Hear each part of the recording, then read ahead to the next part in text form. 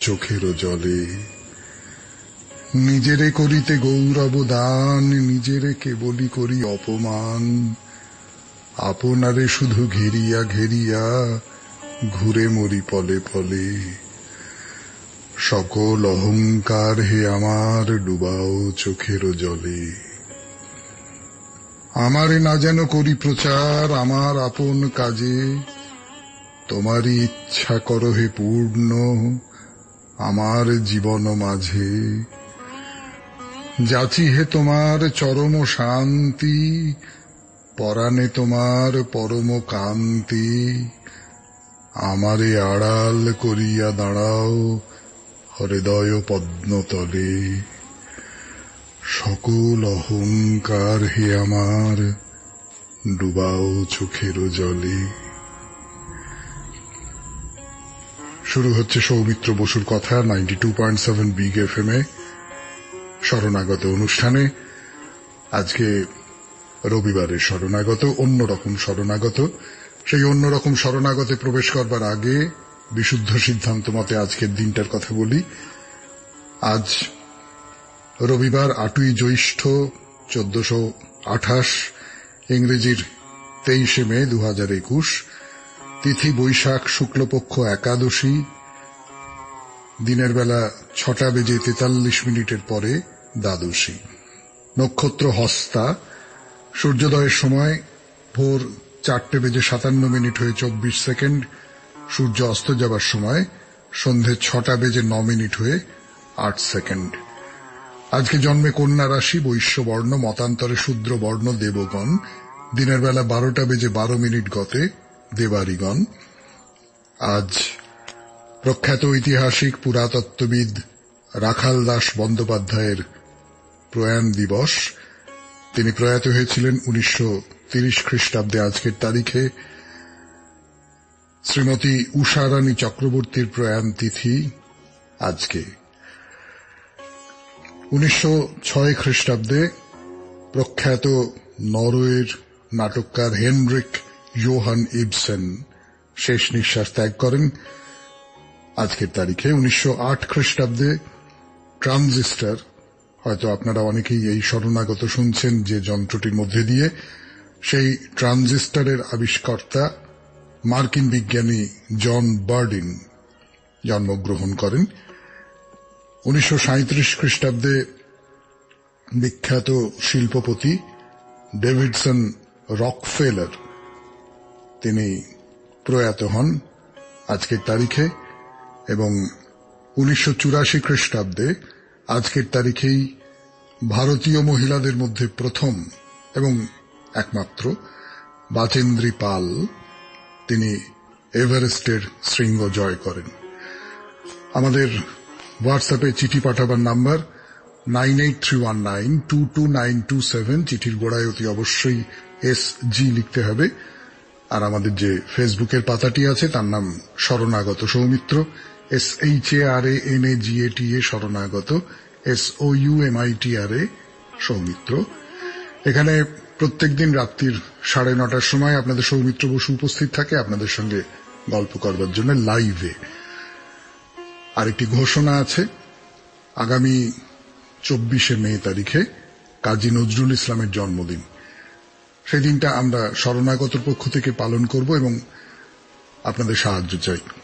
সাহায্যটা কি এর মধ্যে বলেছি আপনাদের, সেটা হলো যে ঠিক যেমন করে একেবারেই ব্যক্তিগত উপলব্ধির জায়গা থেকে আপনারা আমার রবীন্দ্রনাথ নামে চিঠি লিখেছেন, আমাদের দপ্তরে পাঠিয়েছেন, সেগুলো পড়া হচ্ছে আপনারা জানেন। ঠিক তেমনি করে আমার নজরুল ইসলামের কবিতা কেমন ভাবে তার মুখোমুখি হলেন, কেমন ভাবে তার গান আপনার মনের মধ্যে কি ধরনের মনোভাব তৈরি করে, এই সমস্ত নিয়ে একটি চিঠি 100 থেকে 150 শব্দের মধ্যে আমাদের পাঠিয়ে দিন।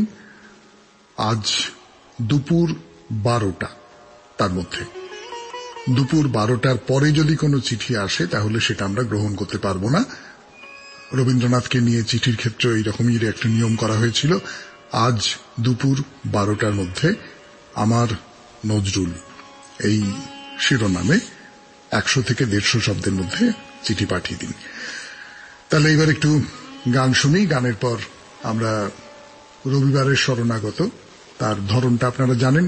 আপনারা কোনো একজনের মন্তব্য বাণী পাঠান এবং সেই বাণীটার সূত্র ধরে আপনাদের সৌমিত্র বসু আপনাদের একটি গল্প শোনায়।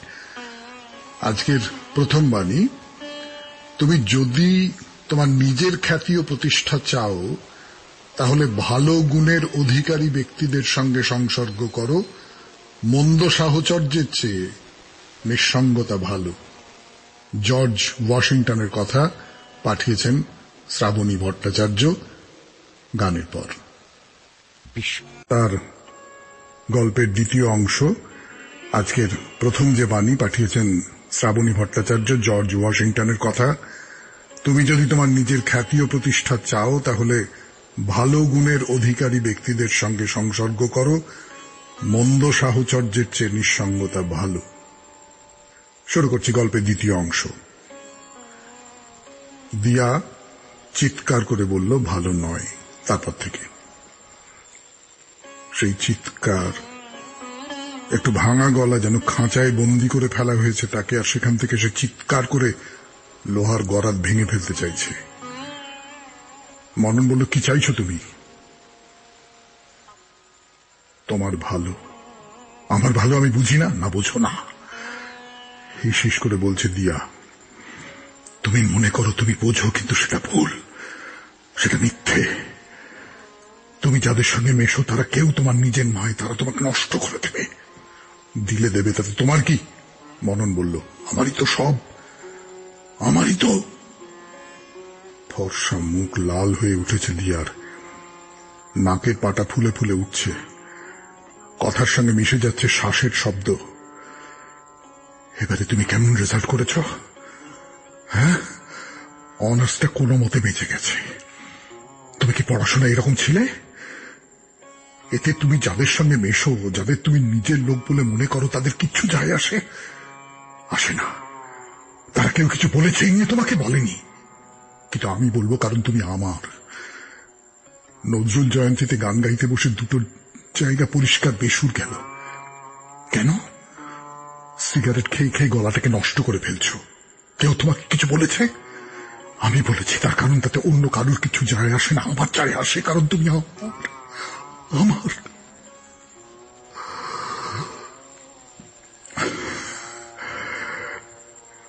আমি তো তোমাকে ছাড়বো না মনন, তাহলে তো আমায় নিজেকে ছেড়ে দিতে হয়। তাকে আমি পারি? বলো, কি হলো বলো? সেই প্রবলের সামনে দাঁড়িয়ে মনন বুঝতে পারছিল তার চোখ ফাটছে, বুঝতে পারছিল তার হাঁটুর জোর সরে যাচ্ছে। ধীরে ধীরে সে হাঁটু গেড়ে বসে পড়ল দেয়ার সামনে। শেষ হল প্রথম গল্প 92.7 বিগ এফএম এ শরণাগত অনুষ্ঠানে। এরপর গান, গানের পর দ্বিতীয় গল্প, দ্বিতীয় বাণীর সূত্রে। দ্বিতীয় বাণীটি পাঠিয়েছেন সুস্মিতা গোস্বামী। এপিজে আব্দুল কালামের কথা, আমার ভাগ্যে এতটুকুও দুঃখ থাকতো না যদি ভাগ্য লেখার দায়িত্বটা আমার মায়ের হাতে থাকত। ফিরে আসছি, আমি আপনাদের সৌমিত্র বসু। সুস্মিতা গোস্বামীর পাঠানো বাণী, আমার ভাগ্যে এতটুকুও দুঃখ থাকতো না যদি ভাগ্য লেখার দায়িত্বটা আমার মায়ের হাতে থাকত। কথাটি এপিজে আব্দুল কালামের। শুরু করি গল্প। চাকরিটা খুবই দরকার ছিল, বাড়ির যে অবস্থা। ইন্টারভিউ এমনিতে খারাপ দেবার কোনো কারণ ছিল না। সহজ প্রশ্ন, কিন্তু শোনা মাত্র মাথার মধ্যে সব এলোমেলো হয়ে গেল। কোথা থেকে শুরু করবে, কিভাবে যুক্তিগুলোকে সাজাবে, সব কেমন হয়ে গেল। সে যখন প্রাণপণে কথাগুলো হাতড়াচ্ছে, ইন্টারভিউ বোর্ডের লোকগুলোর মধ্যে একজন বয়স্ক তাকে বললেন, আপনি একটু জল খেয়ে নেবেন। হয়তো ভালো ভেবেই বলেছিল, কিন্তু সমিতের মনে হলো বোর্ডের সবাই যেন হা হা করে হেসে উঠল এই কথায়। মাথা নিচু করে সমিত বেরিয়ে আসছিল ইন্টারভিউয়ের ঘর থেকে। তারপর গড়ের মাঠে অনেকক্ষণ বসেছিল। একসময় দীর্ঘশ্বাস ফেলে উঠল, বাড়ি ফিরল। মায়ের গলা, এত দেরি করলি? মায়ের ঘরে গেল, যেতে হলো। মা তাকিয়ে আছে তার দিকে। কেমন হলো জিজ্ঞেস করতে গিয়েও চুপ করে গেল, শুধু বলল, ও যাকে, পরের বার হবে, আরো ভালো চাকরি হবে। না, এর পরের ইন্টারভিউ এর জন্য আর বেঁচে থাকেনি মা। থাকলে দেখতো তার ছোট ছেলে আবার সেই এক রকম ভাবে বেত খাওয়া কুকুরের মতো মাথা নিচু করে বাড়ি ফিরে এসেছে। পড়াশোনায় তো খারাপ ছিল না, যা প্রশ্ন করে তার সবটাই তার জানা, কিন্তু কেন যেন সমস্তটা গোলমাল হয়ে যায়। যখন ঘর থেকে বেরিয়ে আসে তখন পেছনে একটা হা হা করে অট্টহাসি শুনতে পায়। এদিকে বাবা নেই, মাও চলে গেল। দাদা বৌদির সংসার ক্রমে আট হয়ে বসছে গলার উপর। এরপর একটু আড়ালে যাবে আপনাদের সৌমিত্র বসু, আপনাদের সঙ্গে একটু গান শুনবে, তারপর ফিরে আসবে আবার 92.7 বিগ এফএম এ শরণাগত অনুষ্ঠানে। ফিরে এলো সৌমিত্র বসু 92.7 বিগ এফএম এ শরণাগত অনুষ্ঠানে। এখন তার গল্প বলার পালা। সুস্মিতা গোস্বামী যে বাণীটি পাঠিয়েছেন, এপিজে আব্দুল কালামের কথা। আমার ভাগ্যে এতটুকুও দুঃখ থাকত না যদি ভাগ্য লেখার দায়িত্বটা আমার মায়ের হাতে থাকত। গল্পের দ্বিতীয় অংশ। এটা ঠিক কোনো চাকরি নয়, চাকরির মতো। তার এক বন্ধু প্রবাল তার বাবাকে ধরে এইরকম একটা কাজ জুটিয়ে দিয়েছে। প্রবালের বাবা তাকে সবটা শুনিয়ে সরু চোখে জিজ্ঞেস করেছিল, সত্য শুনলে কি ধরনের কাজ? ভালো করে ভেবে বলো, পারবে তো? মানে পোষাবে তো? না, লেখাপড়া করেছো, বুদ্ধিশুদ্ধি আছে? শ্রমিক ঘাড় নেড়েছিল। সে আসলে পালাতে চায়। কলকাতায় তার মনে হয় সব সময় পেছন থেকে অনেক মানুষের অট্টহাসি শোনা যাচ্ছে। কিন্তু এই যে জায়গায় সে যাবে চাকরি করতে, সেখানে তো কেউ তাকে চেনে না। সেখানে তো ইন্টারভিউ বোর্ডের সামনে দাঁড়াতে হবে না তাকে। সারাদিন অমানুষিক খাটনি, সন্ধে গড়িয়ে রাত নেমে যায় ফিরতে ফিরতে। জঙ্গলের পথ ধরে টর্চ জেলে সে পৌঁছয় নিজের ঘরটিতে। তালা খুলে ভেতরে ঢোকে। কলকাতা থেকে একটা জিনিসই সে চেয়ে এনেছে তার দাদা বৌদির কাছ থেকে, মায়ের একটা বড় ফটো। তারা আপত্তি করেনি। আক্লান্ত সমিত ঘর অন্ধকার করে টর্চের আলো ফেলে মায়ের মুখে, তাকিয়ে থাকে। ফ্রেমের ভেতর, কাঁচের ভেতর আটকে থাকা তার মা। সমিত বলে, এই জীবনটা কি আমার প্রাপ্য ছিল? বলো তুমি আমায়। মা তাকিয়ে থাকে। সমিত পরিষ্কার শুনতে পায়। ছবি ফিসফিস করে বলছে, আমি আর কি করতে পারি বল, এই দেখে যাওয়া ছাড়া। গল্প শেষ। এবারে গান 92.7 বিগ এফএম এর শরণাগত অনুষ্ঠানে। তারপর পরের গল্প। মানসী চৌধুরী পাঠিয়েছেন এই বাণীটি, হুমায়ুন আহমেদের। মানুষের পিছনে যা হাঁটে তা হলো ছায়া, আর মানুষ যার পিছনে হাঁটে তা হলো মায়া। ফিরে আসছি। গান হাঁটে তা হলো ছায়া, আর মানুষ যার পিছনে হাঁটে তা হলো মায়া। 92.7 বিগ এফএম এ শরণাগত অনুষ্ঠানে হুমায়ুন আহমেদের এই কথাটি পাঠিয়েছেন মানসী চৌধুরী। তার সূত্র ধরে সৌমিত্র বসু শুরু করছে তার গল্প। গাঢ় কমলা রঙের একটা রোদ এসে পড়েছে আমাদের দুজনের উপর। একেই কি কোণে দেখা আলো বলে? নিজের মুখ তো দেখতে পাচ্ছি না, মানুষটির মুখ সেই আরেকবার করি। গাঢ় কমলা রঙের একটা রোদ এসে পড়েছে আমাদের দুজনের ওপর।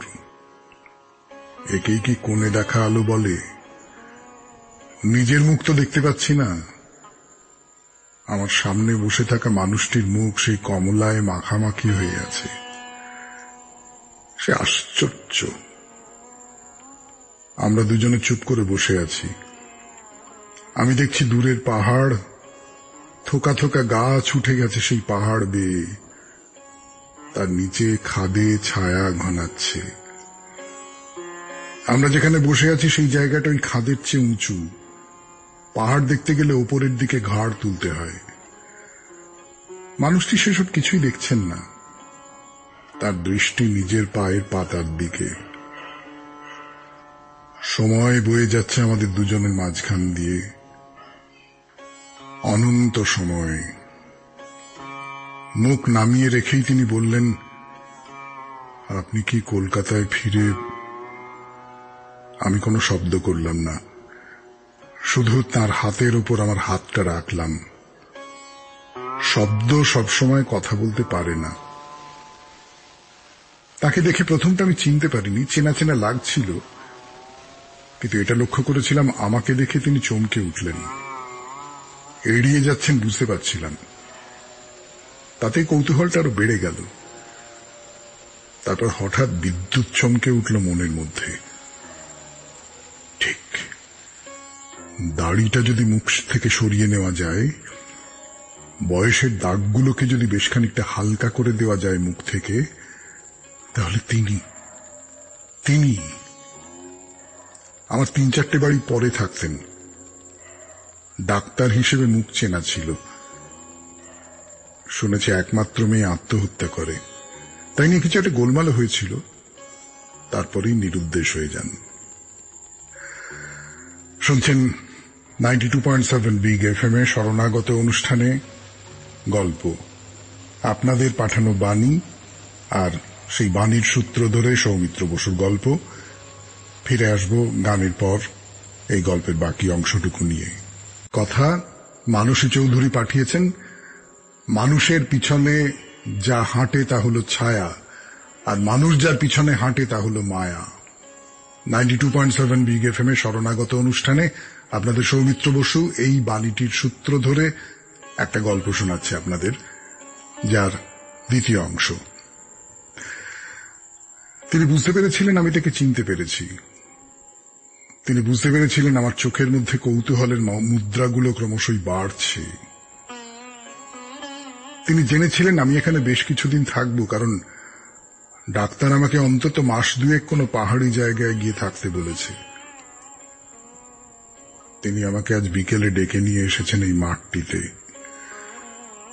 চারপাশে পাহাড়, সূর্যের কমলা রঙা রোদ, দুজনের ছায়া লম্বা হয়ে পেছন দিকের খাদে গড়িয়ে গেছে। তিনি বলছেন, আমার মেয়ে আত্মহত্যা করেছিল। হ্যাঁ, আইন মতে তাই, কিন্তু আমি জানি তাকে আত্মহত্যা করতে বাধ্য করা হয়েছিল। নিচু জাতের ছেলেকে বিয়ে করতে চেয়েছে, বিয়ে করবেই বলে জেদ ধরেছে বলে। সে অত্যাচার, সে নিপীড়ন আমি দেখেছি। প্রথম দিকটায় বাধা দেওয়ার চেষ্টা করেছি, তাতে অত্যাচার আরো বেড়ে গেছে। তারপর শেষ পর্যন্ত আমাদের পাড়ার গুন্ডাদের দিয়ে ছেলেটাকে মার খাওয়ানো হলো। আর তারপর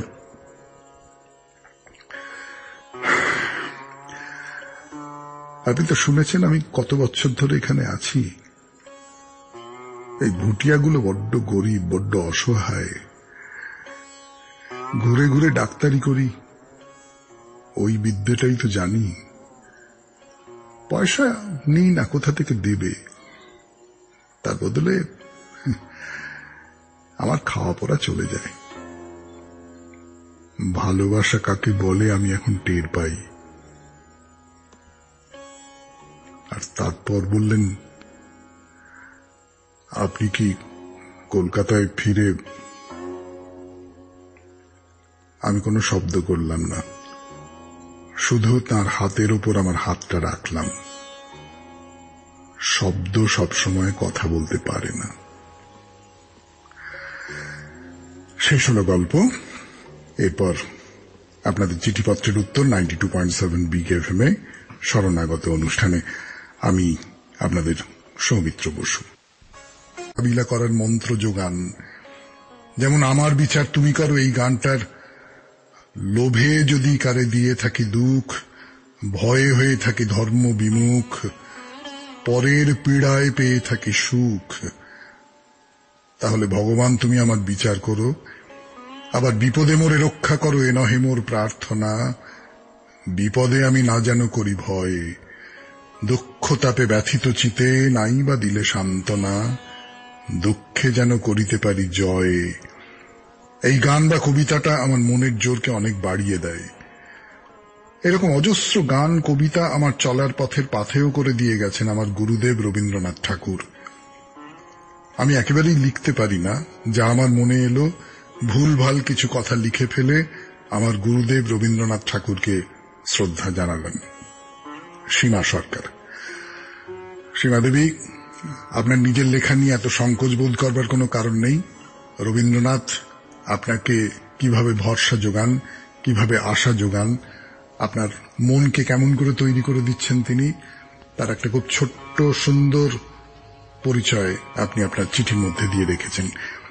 পরের চিঠি, অক্ষর পরিচয়, বর্ণ পরিচয়ে, বাংলা শেখা সহজ পাঠে, ছিন্নপত্রে চিরন্তন রবীন্দ্রনাথ, ছদ্মনামে ভানুসিংহের পত্রাবলী, নতুন সৃষ্টি নৃত্যনাট্য, প্রেমের জোয়ারে ভাসালে দোহারে, মায়ার খেলা, সাপমোচন, চণ্ডালিকা, তরুণ যৌবনের উচ্ছ্বাস তাসের দেশে, আমরা নূতন যৌবনের দূত।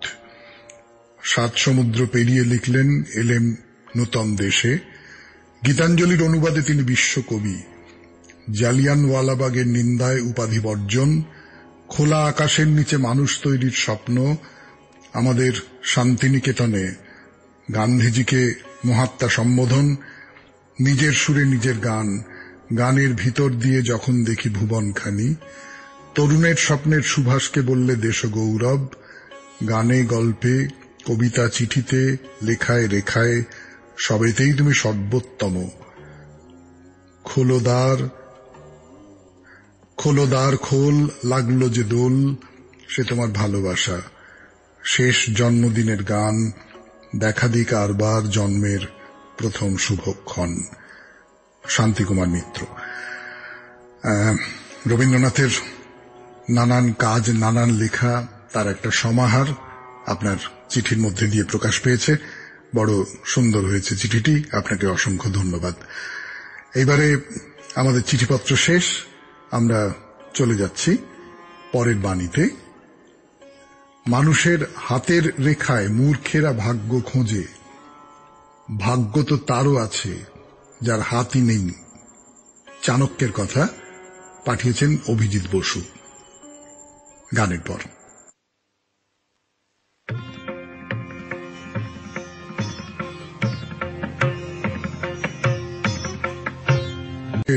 কথা এটি পাঠিয়েছেন অভিজিৎ বসু 92.7 বিগ এফএম এ। তাই নিয়ে সৌমিত্র বসুর গল্প, আজকের শেষ গল্প। ব্যাপারটা প্রথম খেয়াল করে দেবলীনা। সেদিন ছিল দেবলীনার জন্মদিন। কলেজ ক্যান্টিনে মুখোমুখি বসেছিল তারা দুজন। ব্যাগ থেকে সুনীল গাঙ্গুলির শ্রেষ্ঠ কবিতা বার করে দেবলীনার দিকে বাড়িয়ে দিয়েছিল সে। প্রথম পাতাটা খুলে বইয়ের পাতায় রাখা একটু নিচু মুখ, ডাগর দুটো হাসি উচ্চনো চোখ তুলে দেবলীনা তাকিয়েছিল। তাই আমি তো সর্বনাশ, দেখি তোর ভাগ্যে কি সর্বনাশ লেখা আছে, হাতটা দে। হাতের চেটোটা খুলে খিলখিল করে ঝর্ণার জলের মতো হেসে উঠেছিল দেবলীনা। হে কি রে, তোর হাতে তো রেখাই নেই, যা সর্বনাশ থেকে বেঁচে গেলি। সত্যি তার হাতে কোনো রেখা ছিল না, মানে প্রায় কোনো রেখা ছিল না। 2-4টে এমনি ছুটকো আলতু ফালতু দাগ, কিন্তু আয়ু রেখা বলো নেই, ভাগ্য রেখা বলো নেই, সব ল্যাপা পোঁচা। একটা ছেলে মানুষই করেছিল সে।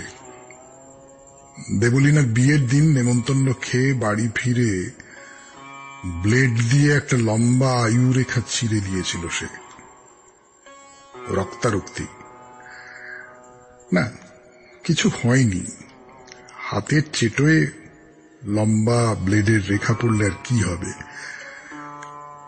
কাউকে বোঝাতে পারেনি যে হাতের শির কাটাই যদি তার উদ্দেশ্য হবে, তাহলে সে হাতের তেলোয় ব্লেড টানতে যাবে কেন? দেবলীনাও বোঝেনি।